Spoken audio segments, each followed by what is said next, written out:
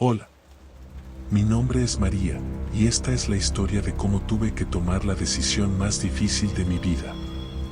Hasta el día de hoy, cuando cierro los ojos, aún puedo escuchar los pasos y sentir el frío que me envolvió aquella noche. Se suponía que sería una Navidad normal, llena de risas y regalos. Pero, en su lugar, se convirtió en una pesadilla que me persigue hasta ahora. Desperté con ese sonido de pasos en el pasillo. Era la madrugada de Navidad, esa clase de noche que debería estar llena de magia y calidez. Pero, en cambio, el aire era denso, casi sofocante. La casa estaba sumida en una oscuridad profunda, como si la Navidad misma hubiera abandonado aquel lugar. Mi habitación parecía más pequeña, más estrecha, como si las paredes quisieran devorarme. Mamá, susurré, mi voz temblorosa rompiendo el silencio. Nada. Solo los pasos, rítmicos y lentos, resonando en el pasillo. Cada golpe sonaba como un martillo, clavando el terror en mi pecho. Tomé mi celular, pero la pantalla estaba muerta. Sin señal, sin batería. Ni siquiera una lucecita para espantar las sombras. Abrí la puerta de mi cuarto con cuidado, sintiendo el frío rozar mi piel. El pasillo estaba diferente. El papel tapiz parecía despegarse, revelando manchas oscuras, casi como venas palpitantes. El olor era peor. Algo entre metal y putrefacción. Y allí, al final, estaba parado. Una figura alta, delgada, vestida con una túnica negra que rozaba el suelo. La máscara blanca ocultaba su rostro, pero los ojos brillaban como carbones encendidos, quemando directamente en mi alma. Un sonido bajo y grave escapaba de él, algo entre una risa y un gruñido. «Eres valiente, pequeña», dijo, con una voz que reverberaba por el pasillo, como si estuviera en todas partes al mismo tiempo. Pocos salen de su cuarto. Intenté hablar, pero mi boca estaba seca. Dio un paso hacia adelante, y yo retrocedí. El suelo bajo mis pies parecía podrirse, como si el pasillo se estuviera desmoronando. «¿Quién eres?», logré preguntar, mi voz más un susurro que otra cosa. Él inclinó la cabeza, como si estudiara mi pregunta. «Soy quien vigila. Quien recolecta. Esto es lo que pasa cuando las niñitas no obedecen. La Navidad tiene reglas, y tú no las seguiste». Mi mente daba vueltas. No podía recordar que había hecho mal. ¿No era una buena hija? Siempre ayudaba en casa, hacía mi parte. Pero él lo sabía. Apuntó un dedo delgado y huesudo hacia mí. «Debe tomarse una decisión», continuó. «Tu alma, pequeña y brillante, o la de alguien a quien amas». Sentí que el mundo giraba. El suelo parecía hundirse, el aire se volvió pesado, y mi corazón latía como un tambor descontrolado. «Esto es una pesadilla», murmuré, casi convenciéndome. «Tú no eres real». Él rió. Una risa que parecía venir de todos los rincones, como si toda la casa se burlara de mí. «Oh, pequeña. Así no funciona. Pero puedo mostrarte que soy real». Con un movimiento rápido, levantó la mano, y el pasillo cambió. Las paredes estaban cubiertas de retratos, todos de niños. Algunos sonriendo, otros llorando. Pero los ojos estaban huecos, vacíos, como si les hubieran arrancado el alma. «Cada uno de ellos tomó una decisión», dijo, señalando un retrato donde una niña sostenía un oso de peluche con dedos deformes y ennegrecidos. «Algunos se eligen a sí mismos. Otros, a quienes aman. Al final, todos terminan conmigo». Mis rodillas flaquearon. Quería correr, gritar, despertar. Pero sabía que era demasiado tarde. Él se acercó, y el aire a mi alrededor se volvió helado. Era como si cada rayo de luz, cada chispa de calor, fuera absorbida por él. «Entonces, pequeña, ¿a quién vas a elegir?». Y fue ahí, en ese momento, cuando tomé la decisión. No recuerdo cómo salieron las palabras de mi boca, pero lo hicieron, cargadas de dolor y desesperación. Susurré el nombre de alguien a quien amaba, entregando aquello que era más precioso para mí.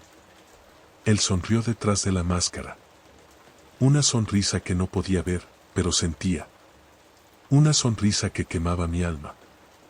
Desapareció, llevándose consigo el peso de mi elección. Cuando el pasillo volvió a la normalidad, caí de rodillas. Las sombras habían desaparecido, pero el vacío que dejó dentro de mí era insoportable. Perdí algo que nunca podría recuperar, y la noche de Navidad nunca sería la misma. Ahora, cada vez que cierro los ojos, aún veo ese rostro enmascarado, aún escucho los pasos, y todavía me pregunto si hice la elección correcta.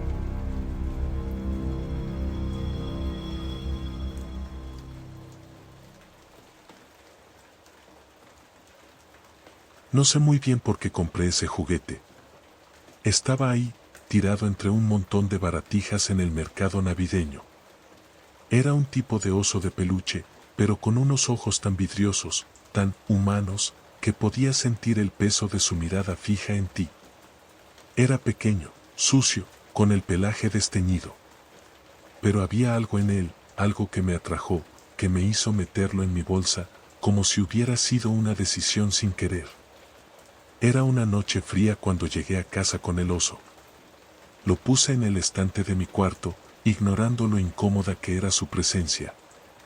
Solo soy un niño, ¿qué más podía esperar? Los juguetes son juguetes, ¿no? Pero lo que no sabía era que ese oso estaba a punto de cambiarlo todo. Fue más o menos a las 3 de la madrugada. Me desperté con un ruido apagado, como si algo estuviera arrastrándose por el suelo. Era el oso. Lo sé, parece una locura, pero lo juro por todo lo sagrado, el oso se estaba moviendo solo. Al principio, pensé que era una pesadilla, pero no lo era. El oso estaba de pie, con los ojos ahora brillando de una forma que no era normal. Me congelé. Giró la cabeza lentamente, como si me estuviera observando, y una sonrisa torcida apareció en su rostro. No podía gritar. Estaba completamente paralizado. Y entonces, el ruido empezó a crecer. No eran solo los juguetes de mi estante moviéndose, sino otros, más antiguos, más oscuros.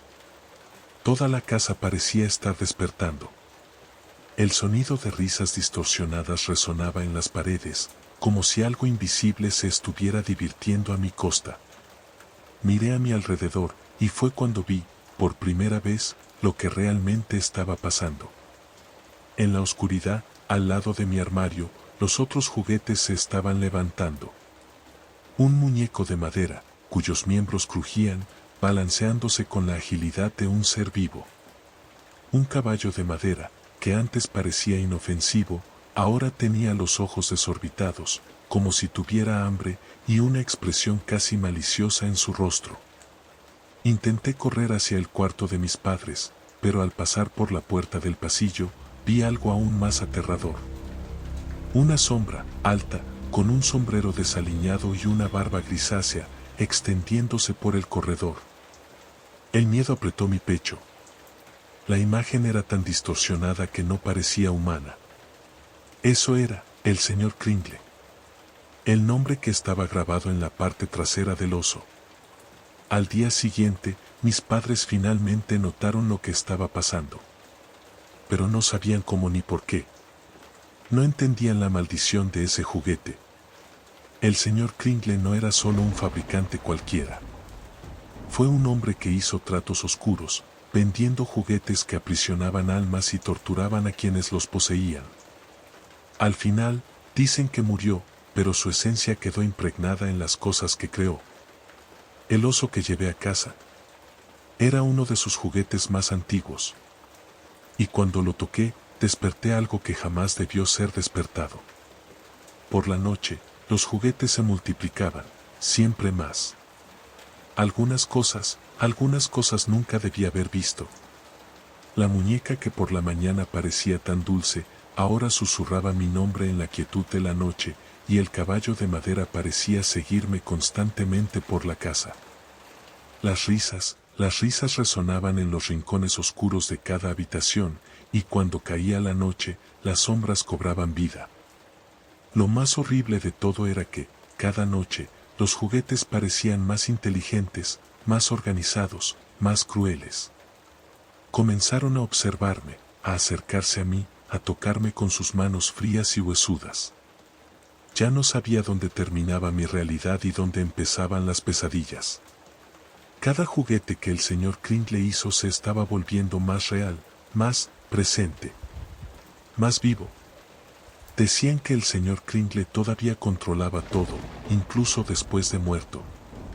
Y no le gustaba que sus juguetes fueran despreciados o olvidados. A medida que los juguetes antiguos se multiplicaban, las paredes de mi casa comenzaron a encogerse. Podía sentir que estaba siendo acorralado. El tiempo se retorcía, volviéndose más denso, como si la propia casa se hubiera convertido en una prisión para las almas de esos juguetes malditos. Mis padres estaban tan aterrados como yo, pero, por alguna razón, no podían moverse para escapar. El señor Kringle parecía estar controlándolo todo, obligándonos a permanecer allí, en su trampa de juguetes vivos. Las noches se arrastraban, cada una más aterradora que la anterior, y yo solo quería una cosa: salir de allí, salir de esa casa donde los juguetes eran más que simples objetos. Donde eran cazadores. Y al final, era el oso, el maldito oso, el que me llamó para que me fuera. Me miraba, sus ojos ahora completamente negros, y con cada noche que pasaba, más juguetes se unían a él. Sabía que, si no hacía algo, me arrastrarían hacia su oscuridad para siempre. Estaba condenado, pero no iba a permitir que eso sucediera. No con tantos juguetes, no con esa sonrisa torcida del oso que seguía estirándose cada vez más cruel. Y yo ya no sabía si quedaba algo de humano en mí.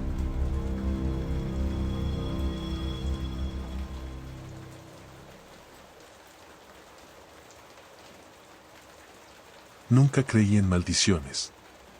Nunca pensé que esas historias de ancianos sobre almas perdidas y venganzas olvidadas fueran más que simples fantasías para asustar a los niños. Pero aquella noche, esa maldita noche de Navidad, aprendí lo que realmente es el terror.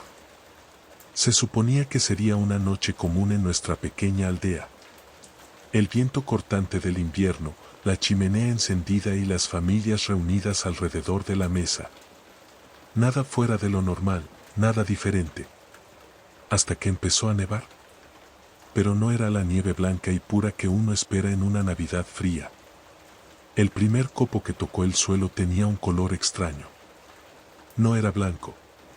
Era rojo. Y luego cayó otro. Y otro más. Pronto, todo quedó cubierto por una capa de cenizas y sangre. Nieve roja.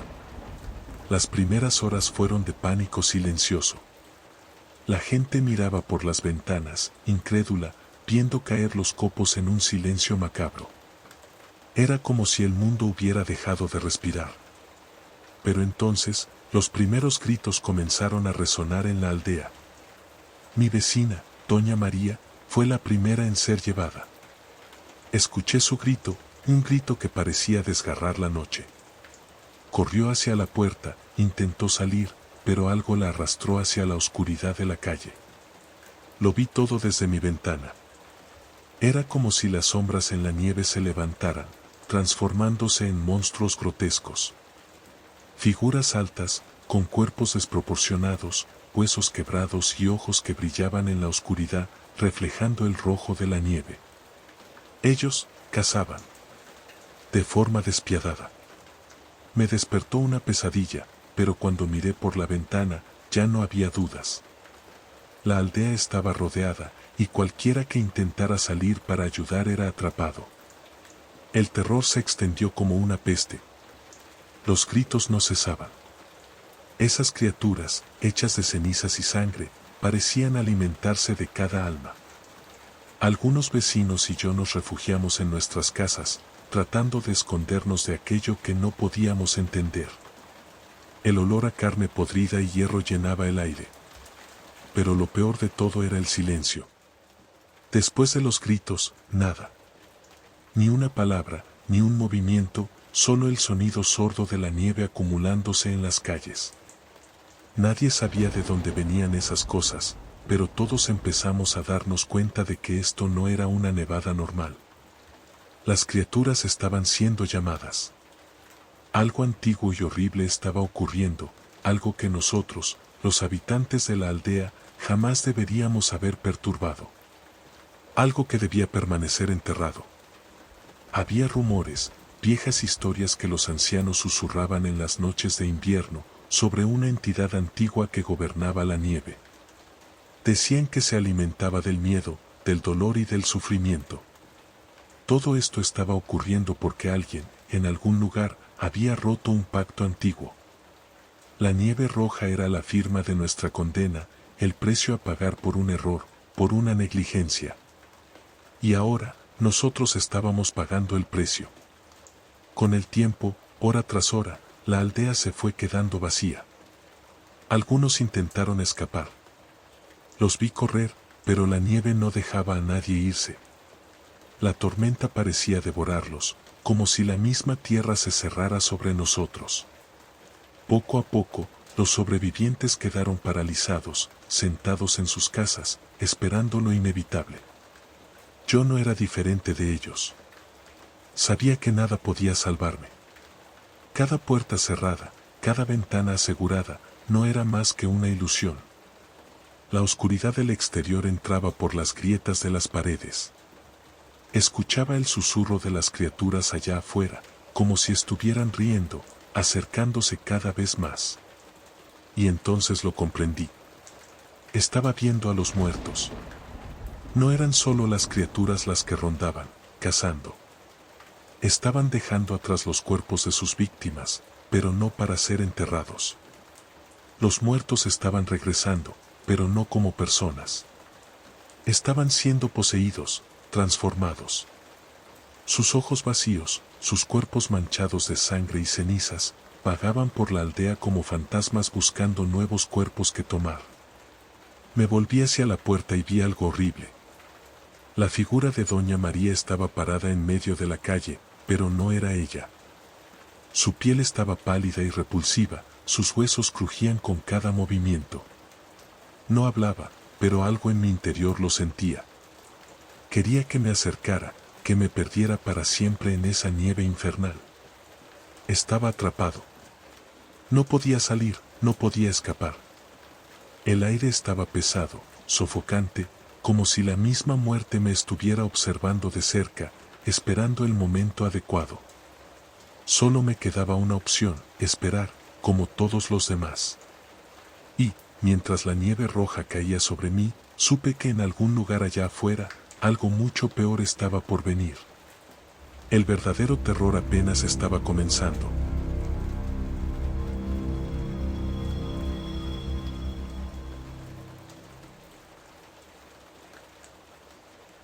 Era una noche fría cuando llegamos a la mansión. Esas enormes paredes de piedra, cubiertas de hiedra negra, parecían contener los vientos helados y susurrantes que descendían de las montañas. Mi padre, siempre entusiasmado con las tradiciones familiares, había insistido en que aceptáramos la invitación de un pariente lejano, un tal tío Alaric, a quien ninguno de nosotros conocía realmente. Quiere reunir a la familia después de tantos años separados. Nos hará bien, decía mi madre mientras ajustaba el pañuelo en su cuello. Pero algo en esa carta de invitación me producía escalofríos, la tinta parecía casi fresca, y el olor tenía un toque metálico, como sangre seca. En cuanto cruzamos las oxidadas puertas de hierro y avanzamos por el largo camino flanqueado por árboles esqueléticos, supe que algo estaba mal. Cuando la puerta principal se abrió, chirriando como si la casa no hubiera sido visitada en siglos, nos recibió un mayordomo demasiado delgado, con ojos hundidos y una piel tan pálida que juraría ver sus venas latiendo. Bienvenidos a la mansión del tío Alaric, dijo con una reverencia que se sentía más como una despedida que como un saludo. Por aquí. El comedor era inmenso, iluminado por antiguos candelabros cuyas velas se derretían lentamente, goteando como sangre coagulada.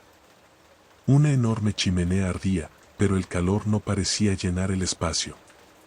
La mesa estaba dispuesta con una elegancia excesiva, platos de porcelana detallada, cubiertos de plata que reflejaban la luz de las llamas, y un banquete que parecía digno de reyes. Había pavo, asados, frutas frescas, tartas. Pero el olor no coincidía. Era nauseabundo, como carne podrida disfrazada con especias. Los demás invitados ya estaban allí, sentados, observándonos. Sonreí por cortesía, pero ninguno me devolvió la sonrisa. Sus rostros estaban hundidos, con ojos vacíos e inexpresivos, y la piel parecía demasiado tensa sobre los huesos. Uno de ellos tenía un leve temblor en las manos, y otro se rascaba el cuello compulsivamente. Eran pálidos, tan pálidos que podía ver las sombras de las venas latiendo bajo su piel. Finalmente, apareció el tío Alaric, caminando lentamente hacia la cabecera de la mesa. Era alto, esbelto, y su presencia llenaba el ambiente con un aire sofocante. Sus ojos eran oscuros como la noche, y su voz tenía un tono profundo que parecía resonar en los huesos. Familia, es un placer reunirlos a todos por fin. Hoy es un día de celebración, un día para recordar a nuestros antepasados y alimentar nuestro futuro. La cena comenzó, pero no pude comer nada. Cada vez que miraba el plato, algo parecía mal. El pavo tenía un brillo extraño, como si agua estancada cubriera su piel. Las tartas estaban demasiado calientes, emanando un vapor que olía a algo podrido. Y los demás invitados comían con un entusiasmo grotesco, sus dientes desgarraban la carne, sus labios manchados de grasa. Aparté la mirada, sintiendo que mi estómago se revolvía. Fue mi hermana menor, Clara, quien lo notó primero. Tiró de mi manga y susurró, no están masticando bien. Mira. Miré disimuladamente. Los invitados. No, esas no eran personas. Sus mandíbulas se movían de manera desarticulada, como si sus articulaciones no estuvieran en su lugar. Uno de ellos giró la cabeza hacia mí, con un crujido demasiado fuerte en el cuello, y me sonrió. Sus dientes eran puntiagudos, cubiertos de trozos de carne cruda. Mi corazón se aceleró. Intenté llamar la atención de mi madre, pero ella estaba extrañamente apática, con los ojos fijos en el plato. ¿Mi padre también? Era como si algo los hubiera hechizado.